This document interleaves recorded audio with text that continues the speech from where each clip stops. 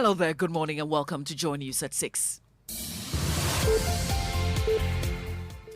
The news is live on Joy 99.7 and Hits 103.9 FM in Accra, live in Kumasi on Love 99.5 FM, on Facebook live stream and over 30 affiliates across Ghana's 16 regions. Go digital on Spotify and the myjoyonline.com app. Coming up, pressure mounting on government to scrap deadline on SIM re-registration as it faces at least 6 lawsuits against the Communication Ministry's directive. About 1,900 signatories so far. That is also being finalized to go to court. There is another one challenging the whole basis of everything. We'll bring you details of the latest writ filed against the NCA and Attorney General. Also, spare parts sales hit an all-time low as dealers contemplate slashing salaries and in some cases laying off workers as the dollar continues to beat the cedi. There's more coming up in our Living Standard series. The whole of this year I've never traveled. I've never buy any items from anybody because I cannot. Because the dollar is up. We will Kora 032. 07. Surprise, I'm a fan of the light in the 200. Corolla mirrors, which used to sell at 200 cities, is now 300 cities. And later in business. Institute of Fiscal Studies warns Ghana risks further downgrade from other rating agencies if the country continues to use about 70% of its revenue to service debt. There's more on the Joy Business Report. And the Black Stars return to action later today as they take on Nicaragua in Spain ahead of the World Cup in November. I think it's good, also another good test match for us, just to find each other, to find patterns.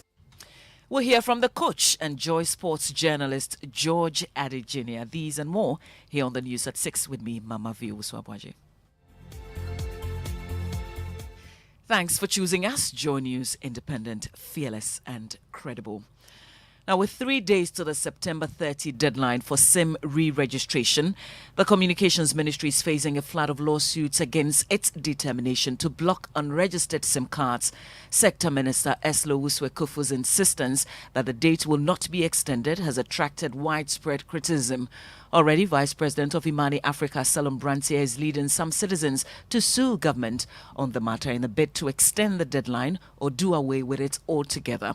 Only yesterday, another group, some of whom are constituents of Ningo Pram, filed a writ at the High Court seeking an injunction against the NCA and Attorney General on the exercise. Some George's MP for the area. Those are citizens who have complied with her directive and taking every reasonable step to get registered. Whatever is left is outside of their control, either for the NIA to provide them with the Ghana cards that they have duly registered. Some of them have registered from as far back as 2019, and the NIA has not given them the card yet. Some of them have registered. The NIA has asked them to come for their cards in December. There's nothing any reasonable person will be expected to do further than what they have done. So we are seeking to use the courts to compel the minister to comply with common sense. He adds that at least 6 lawsuits have been filed against the NCA on the matter. I know that this week there should be at least 3 more lawsuits that will go. The class action suit that Telom is leading about 1,900 signatories so far. That is also being finalized to go to court. There is another one challenging the whole basis of everything because, yes, we all agree that this is something that must be done, but the fact that something is right doesn't mean it can be done wrongly. There is actually no law in Ghana today that supports what the minister is doing. Absolutely no law. And that's Member of Parliament for Ningo Pram, Sam George. Let's get on to our Living Standard series now. And some spare parts businesses are suffering as sales hit an all-time low in years. Dealers who rely hugely on the dollar to import products are struggling to get it. Others who eventually get the currency are hit by inflation, which affect prices, scaring off customers. The Living Standard series crew we're back at Aboagye, where things have moved from bad to worse. But 200 front decks. But 2018. But 1,200 for the pen. Cloudy times for Godfred K. a spare parts dealer at Aboagye. His business has been struggling recently. For the first time in 16 years, he owes his creditors, and they are not making things easy for him. For days, he hasn't recorded any significant sales. As at 10 a.m., no customer has bought any of his brake shafts, and he's worried. The whole of this year I've never traveled. I've never buy any items from anybody because I cannot. Anybody that knows me in Abosokan here knows this item is last year. Because the dollar is up, I have to increase them small, bit by bit. The person who will come and buy my items is saying his market is not moving. So he need it, but he cannot afford it to buy. You understand? So the market is choked. From morning 6 till this time around, I should have at least get like almost 5 customers at a go, but it's almost 10 now, not even each customer. If the cedi continues to fall against the dollar, which makes the cost of spare parts more expensive, Godfrey says he may be forced to lay off some workers or further slash wages. One of his employees, Edward, says the cut in wages is affecting his family. I realized that this time things is hard, so I want to cut some things not help me. Go out with my friends, go chill. That things, I stopped. Mamiesi Thompson with today's Living Standard series. The minority in Parliament is criticizing government's approach to the impending restructuring of the country's debt. Government yesterday announced it is in the process of finalizing a debt sustainability analysis report with the IMF. It has been widely reported the debt sustainability plan will include a restructuring of debt. Already, the Finance Ministry has assured any restructuring will be designed to have minimal impact on Ghana's financial sector. Speaking to Joy News, former Deputy Finance Minister and Minority Spokesperson on Finance, Dr. Kesel Atufosing says, so far, government has handled speculation around the issue poorly.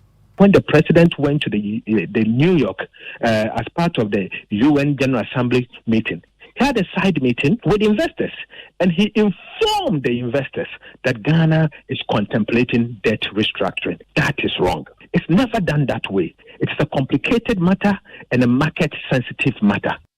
Former Deputy Finance Minister Dr. Kesel Atufosing there. Now, areas which have been severely degraded by activities of illegal mining, or I'm saying 5 regions, including the Eastern and Ashanti regions, are being reclaimed. That's according to the coordinator of the National Alternative Employment and Livelihood Program for Illegal Miners, Dr. Louise Carol Donko. She tells Joy News they have raised 20 million seedlings so far. I think one thing that runs through the places that we're reclaiming, if you go to Obuakosa, for instance, and then Bosome Freho, they are mountainous regions, and we all know that mining anywhere near a river or a water body or a source to a water body is a no-go area. And that's where our focus is. And that's where when you go, you'll find our contractors working to, re-engineer the land and bring it back. You have the coordinator of the National Alternative Employment and Livelihood Program for Illegal Miners, Dr. Louise Carol Donko.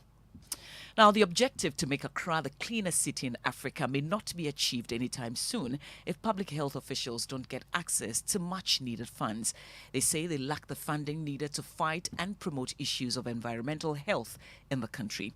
According to them, the absence of a centralized ministry responsible for public health also makes it difficult to access funds. Michael Ashali has more. Public health activities in Ghana are split among 3 ministries and largely uncoordinated. According to Environmental Health Metro Director for the Accra Metropolitan Assembly, Florence Kuchi, the situation is making it difficult to properly deal with the worsening sanitation problem in Accra. We are supposed to be under local government ministry. That is our mother ministry. Ministry of Local Government doesn't do any budgeting for us, nor does Ministry of Sanitation does any budgeting for us. Michael Ashali's report.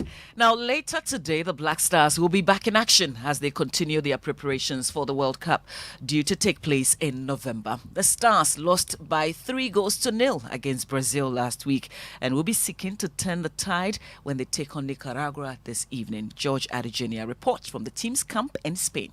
Otuado did not train with a full house today here at the Francisco Artes Carrasco Stadium, where the game against Nicaragua would take place. Right back or right full back Tariq Lamptey and central defender Alexander Chiku did not train. Chiku has a little pain, so he went with the doctor for a checkup. We have to wait for the results. And Tariq, at the warm-up, he felt a little something, so we just said, okay, we have to watch out and make load management. He will be assessed later after the training. hope that it's nothing serious, and I hope that he can play tomorrow. It's been an interesting training session with the boys showing that they have recovered very much from the 3-0 loss to Brazil, of course, last Friday back in Paris. The game will take place at 8 p.m. local time and 6 p.m. Ghana time. Obviously, we're hoping that the boys can come out and do a special job. George Adi Jr. reporting from the Francesco Artes Carrasco Stadium in Lorca, Spain. And we'll bring you updates and analysis of this match on Joy 99.7 FM. Stay with all our social media handles for updates as well. And that's how we end the news at 6.